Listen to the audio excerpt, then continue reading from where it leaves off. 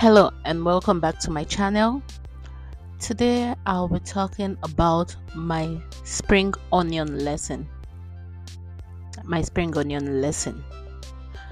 I bought a bunch of spring onion, those green onion that grows like weeds. Yeah, those are the ones they call spring onion. I don't know what you call it, but I'm trying to make it clear. I'm trying to explain what it looks like. So I bought a handful of spring onion. I usually use it to cook, to spice my food, to season or garnish my food as well. So I need them often.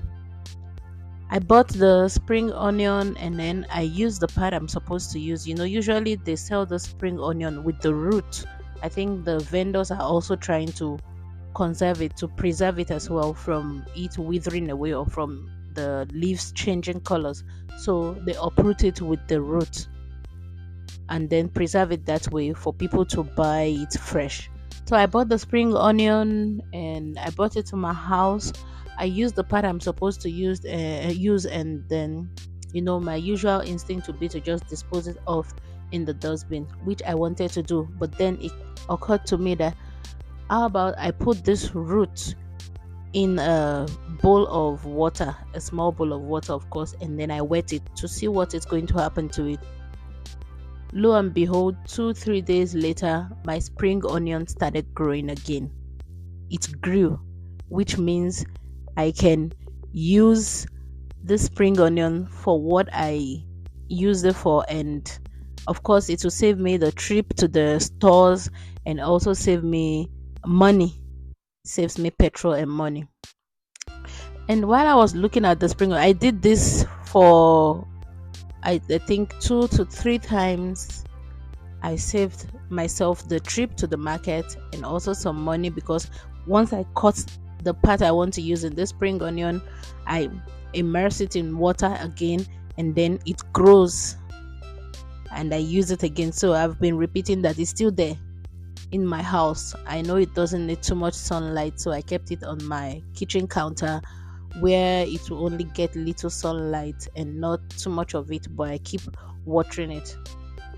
Now I looked at the spring onion some few days ago while my husband was with me in the kitchen, and I asked my husband, what lesson do you think we can take out from this spring onion?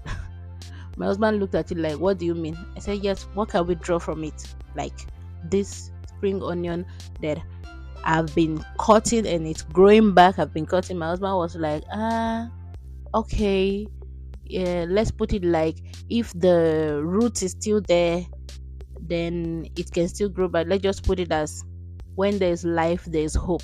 I looked and I'm like, yeah, okay, true. When there's life, there is hope for real. Because the spring onion still has its roots and it grows back. I don't know what happened to the ones that I've been disposing. Once I use what I want to use and I dispose, I don't know what has been happening to it. But because I have decided to immerse the root in water, I've been taking care of it. Of course, you need to pamper plants. I know plant lovers knows a lot about what I'm saying. If you are able to take care of this plant, it will grow again. So that's what I've been doing. And then I looked at it and I told because my husband had to ask me, okay, what can you learn from this spring onion? And I told him, I said, I can attribute it to children, because I'm cutting off the head of the spring onion, but the root is still in the water and I'm still taking care, because I also have to water the top of the spring onion so it doesn't get dry, because if I don't, I realize once it's growing, it's coming out with this brownish color, and that's not what I want. I want it all green at the top. So I water the top, and of course the root is still immersed in the water. And I told my husband, I said, I can attribute this to kids. Like, if we as parents, or if parents are able to chastise their kids, like you speak to them maybe out of anger. Of course, we get angry at some point in our lives where we talk, but we should watch what we say to the kids, of course, where we talk to them or we try to correct them for something. After doing that, we can still go back to them and pamper them, speak life into them, speak good things to them, encourage them, tell them what they have done wrong, of course, and try to let them know where they should change. Because if you keep telling the child don't do this, and you're not telling the child what to do instead, the child will sit and wonder, okay, you're asking me not to do all this, the list is long of the don't do's, don't do this, don't do this, don't do this, don't do this, but you're not telling me, oh, okay, these are the things you should do instead, do this, do this, do this. You understand? So once we are able to correct the children in our own language, everyone has a way of correcting their own children, then we should also go back to tell them, okay, instead of doing that, or while you did that, you should have done this instead. This would have been what you should do, so that the child will know next time that this is what they're supposed to do. Because children are very curious. If you keep shouting, no, don't do that, no, don't do this, no, don't do that, the child will wonder, why is this person telling me not to do that thing? And then the child will eventually go back there and do that thing out of curiosity, that, okay, what is going to happen? Let me see the worst. But once you tell the child, instead of doing this, do that. And this applies to all the children, I believe, even as adults. Instead of saying, you think some adults know what they're doing, you think some knows what they're doing, but you just get close to them and you see wonders.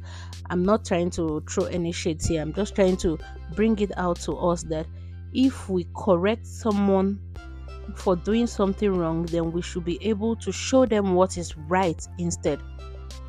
I saw a quote that said, be the adult you needed as a child.